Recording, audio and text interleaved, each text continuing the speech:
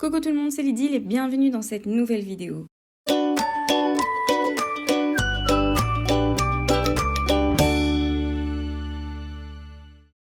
Aujourd'hui, c'est une vidéo tuto que je réalise en tant que DT de Zibuline.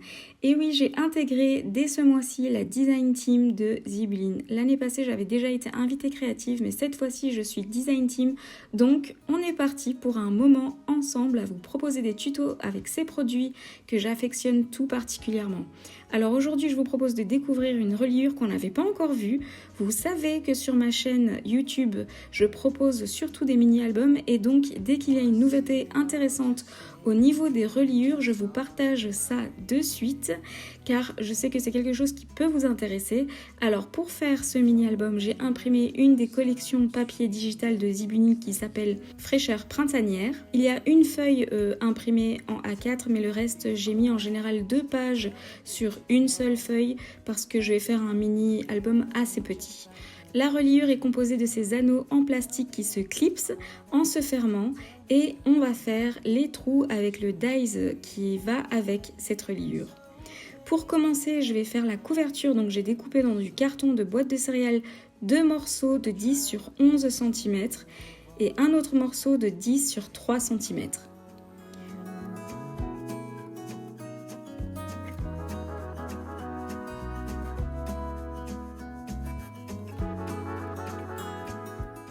Je vais coller ces cartons sur mon papier que j'ai imprimé en A4. Donc ici, c'est le papier à motif rose que j'aime assez bien. Et ce sera ça, ma couverture. J'ai coupé tout le moment où je collais parce qu'en fait, c'était complètement flou. Ma caméra a complètement flouté. Et donc, comme c'est une technique que j'utilise à quasi chacune de mes vidéos, ce n'est pas une très grosse perte pour vous, je pense. Donc voilà, une fois collé tout en laissant toujours de l'espace entre les cartons, j'ai découpé autour en laissant toujours une bordure de papier. J'ai coupé ensuite les 4 angles et j'ai mis du double face sur mon carton pour pouvoir rabattre les bords de mon papier sur mon carton et les coller.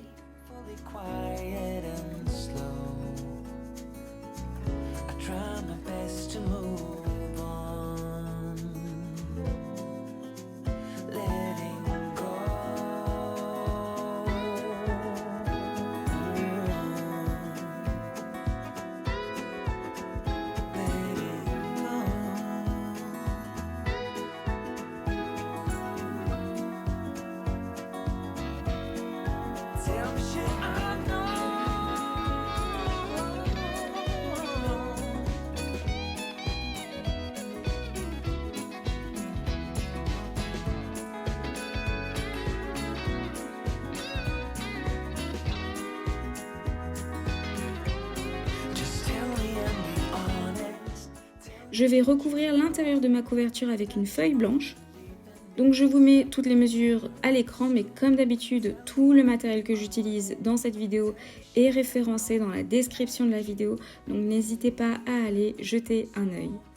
Je colle mon papier blanc avec de la colle blanche liquide, histoire de pouvoir bien marquer les plis entre les cartons, puisque c'est là que vraiment ça va se plier, et tout ça avant que la colle ne sèche pour que ce soit plus facile.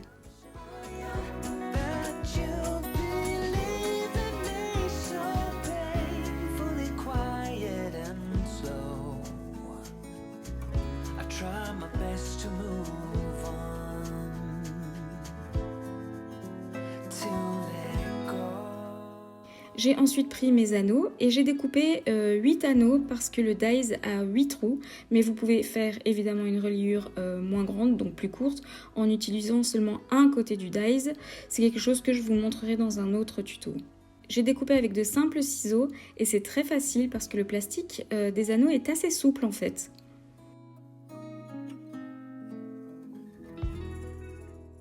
J'ai ensuite découpé plein de papier imprimé de 9,5 cm sur 9,5 cm.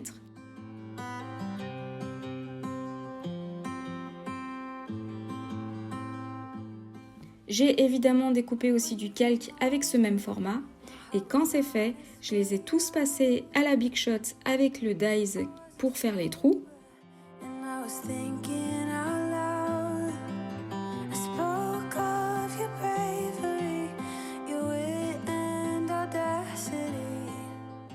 Et pour que le dies soit bien placé, j'ai fait un repère sur tous mes papiers à 7 mm du bord de mon papier pour qu'il soit vraiment bien centré. Ensuite, je place tous mes papiers dans mes anneaux dans l'ordre que je désire, mais ce qui est pratique avec ces anneaux, c'est qu'ils s'ouvrent comme les anneaux de classeur classiques, et donc du coup, on peut les réouvrir pour pouvoir ajouter du papier ou pour pouvoir modifier l'ordre des pages.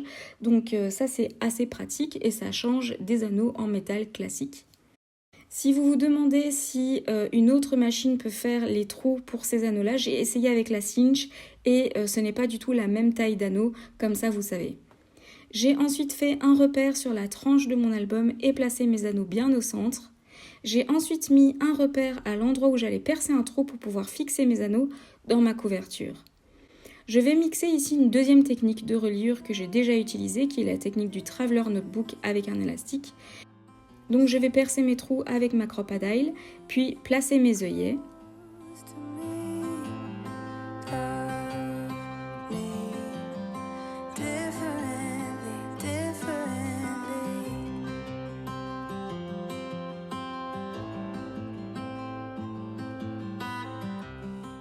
J'ai choisi ici des œillets rose gold.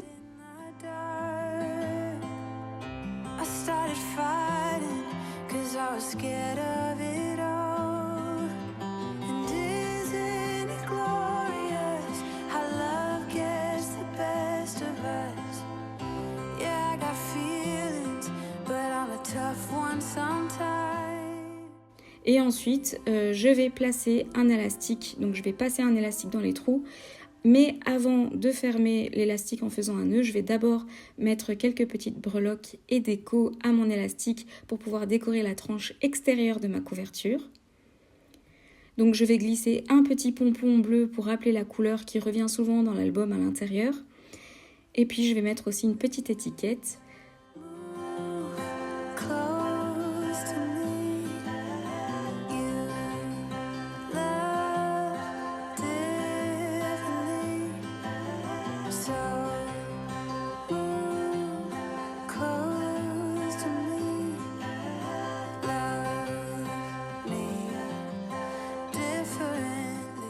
Je dois vous avouer que ces petites étiquettes de chez Zibulline, je les adore. J'en mettrai bien partout, je les trouve vraiment belles. Et en plus, son petit côté foil doré, j'adore.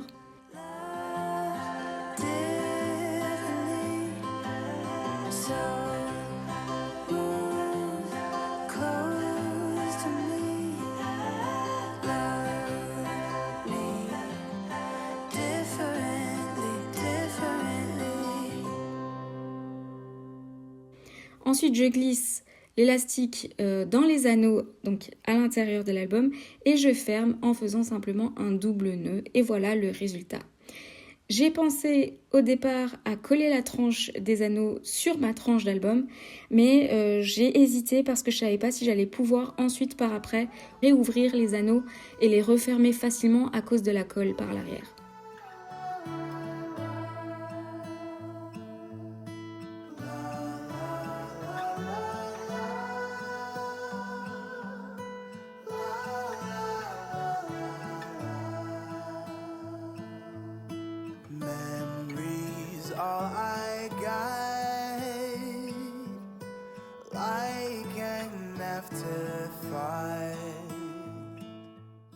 Après tout ça, j'ai découpé tous les die cuts qu'il y avait dans la collection de papier digital que j'avais imprimé et j'ai aussi sorti de quoi faire des nouveaux cachets de cire.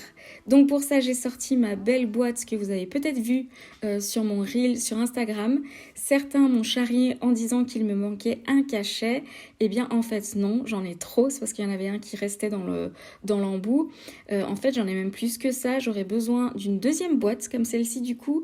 Et c'est bien pratique en tout cas cette boîte parce que avant ils étaient mis n'importe comment, donc je devais à chaque fois tous les retourner un par un pour voir lequel j'allais choisir et pour voir le motif. Et là je les vois tous directement super bien, je sais lequel il me faut. J'ai déjà fait plein de vidéos sur les cachets de cire avec plein d'astuces et où je réponds certainement à beaucoup de vos questions concernant les cachets de cire. Je vous mets donc les liens dans le petit i en haut à droite et je les mets également dans la description de la vidéo. Les cachets de zibeline sont super beaux et quand je sors mon matériel, j'en fais directement plein d'un coup, comme ça après je n'ai plus qu'à les coller dans mes projets scrap. Là aussi tout le matériel c'est zibeline, donc n'hésitez pas à aller voir la description de la vidéo parce que je vous ai mis le lien directement du site.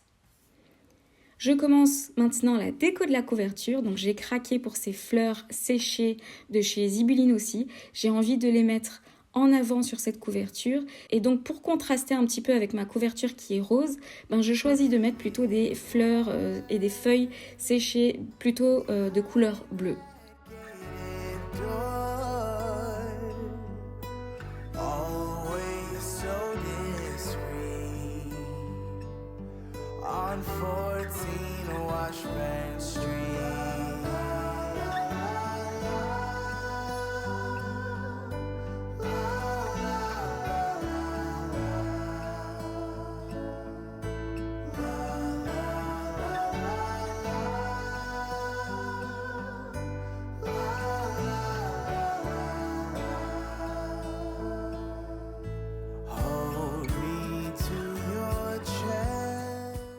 Tout est centré autour du cachet de cire et j'ai choisi le cachet de cire de la tasse de café avec le petit cupcake parce que c'est un cachet qui me représente énormément. C'est tout moi, je passe ma vie avec les cafés et j'ai envie du coup que ce soit un album sur les petits plaisirs du quotidien. Je vais vous révéler du coup l'album terminé au niveau de la déco et à l'intérieur aussi, mais je n'ai pas eu le temps de faire les photos qui iraient avec l'album. Donc quand ce sera fait, évidemment, je vous partagerai l'album sur Instagram, pourquoi pas en reel comme d'habitude. C'est un album qui est très très frais, il a pour thème à la base le printemps, mais évidemment le thème de l'été va super bien avec ce type de papier, de couleurs et de motifs. J'imagine super bien des photos d'assiettes, de pastèques et aussi une autre photo de mon coin, café, lecture, etc.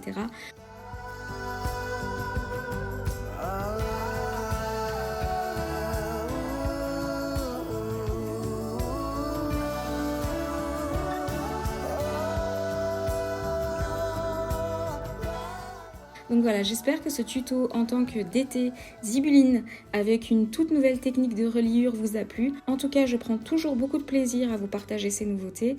N'hésitez pas à me laisser un petit commentaire qui me fera toujours beaucoup de plaisir et on se retrouve bientôt dans une prochaine vidéo. N'oubliez pas d'activer la petite cloche pour être au courant de mes nouvelles vidéos. N'hésitez pas à liker, commenter et vous abonner. À très bientôt dans une prochaine vidéo.